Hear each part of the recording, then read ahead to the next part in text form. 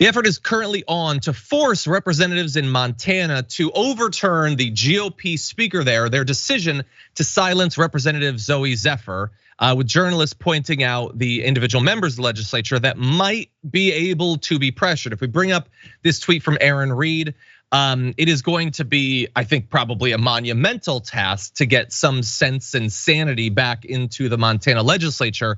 But there's a little bit of information that potentially, if you want to weigh in, might help to right this incredibly undemocratic wrong. If you're not familiar with this story, here is a few of the major steps along the way that got us to this point. So first of all, Republicans in a number of different instances in Montana intentionally misgendered Zooey Zephyr. The first, by the way, openly transgender woman elected to the Montana legislature. So it came in personal form in terms of comments. It came in tweets, including you can see right here the call for censuring and all that. So it goes far beyond that.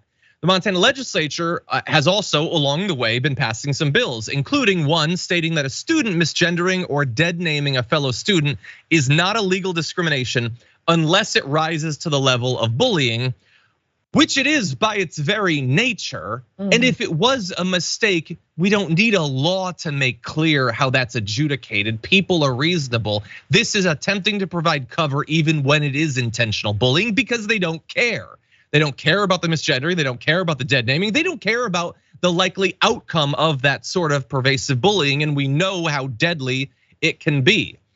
In any event, when attempting to speak out about some of these insane laws that they've been passing, they took issue with something that Representative Zephyr said. So we want to remind you of that with this video.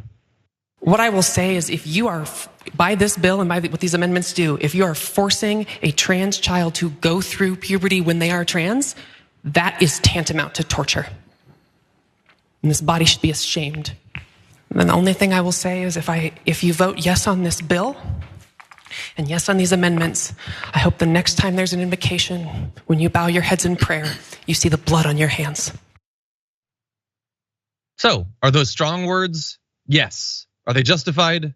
I think so. I certainly think so. What is the point of having a representative democracy if you cannot have a person from a group that has been attacked hundreds and hundreds of times legally in every state, including that state, to finally have someone serving in elected office from that group and then passionately defending the interests of that group and trying to stop them from suffering yet more abuse at the hands of the legislature?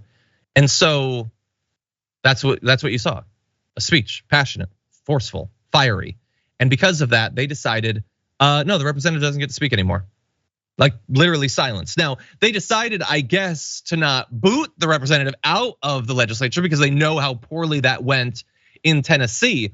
But this effectively is pretty similar. It's another massive, unacceptable, anti-democratic move. Francesca, what do you think?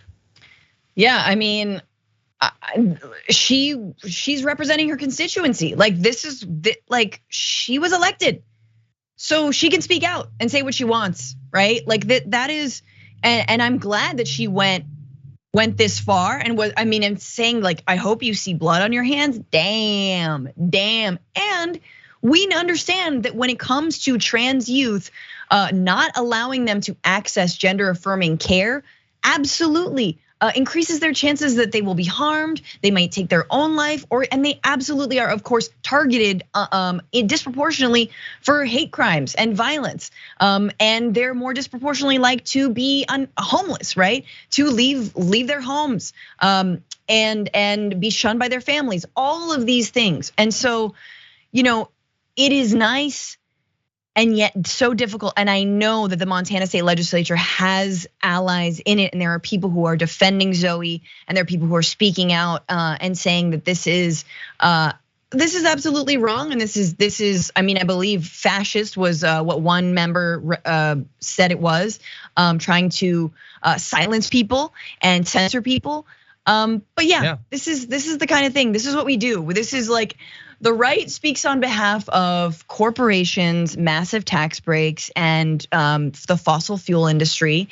And the so-called left, I don't know, just decent people are like, hey, let trans people live their lives and don't criminalize them. And also let them survive in the world by not being like shot through our massive gun violence. Like, like let's rein in guns.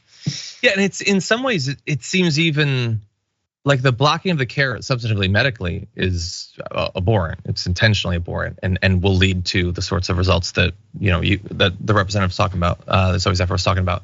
But providing preemptive legal cover for bullies, like what is the case there other than you want there to be more bullying? They want to wield, as they always have in so much of, they want to wield social scorn and stigma to force people to act the way they want. That's what this is. And by the way, and do not care, as was pointed out in the speech, if that results in people dying, committing suicide. That will be the result. The blood will be on their hands. I mean, maybe you can stop Zooey Zephyr from pointing it out. I mean, maybe that helps you sleep a little bit better, but the deaths will still be on your hands. If any of them believe a single word of the religious BS that they say on a daily basis, then they know deep down in their heart that if unfortunately for them, any of that turns out to be true, their metaphysical beliefs, then they are damned. Thankfully, I'm an atheist, so I think that that's probably not likely to happen, but the blood very much will be on their hands. And their argument to justify all of this is decorum. We could go through, I'm not gonna read all the graphics. Decorum this, decorum that. How dare you say a thing we don't like while we're doing things that will result in people's deaths. It's just amazing. And by the way, in the meantime, I wanted to give you another update over the weekend. If we can go to this last graphic. You know who's hateful, according to Fox? Representative Zephyr. That's the value, that's the mileage they're getting out of this. You are the hateful person, not the ones who are encouraging more bullying and potentially leading to people taking their own lives.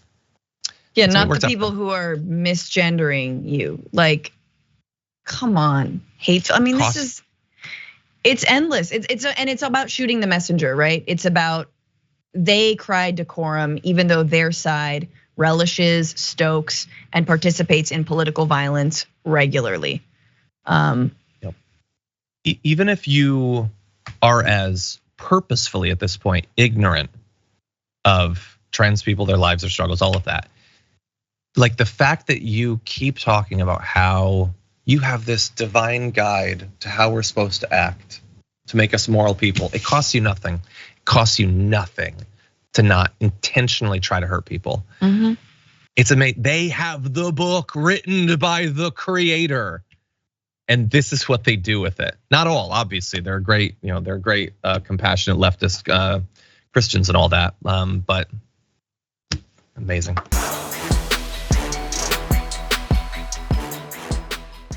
Check out the Damage Report podcast each day, wherever you get your podcasts, whether Pocket Casts or Stitcher or iTunes. You can join me as I give you the news and stories you want, with a range of co-hosts and interview guests jumping in on the fun each day. Again, that's the Damage Report, wherever you get your podcasts. And if you get them at iTunes, don't forget to rate and review. Sometimes I'll read them live on the show.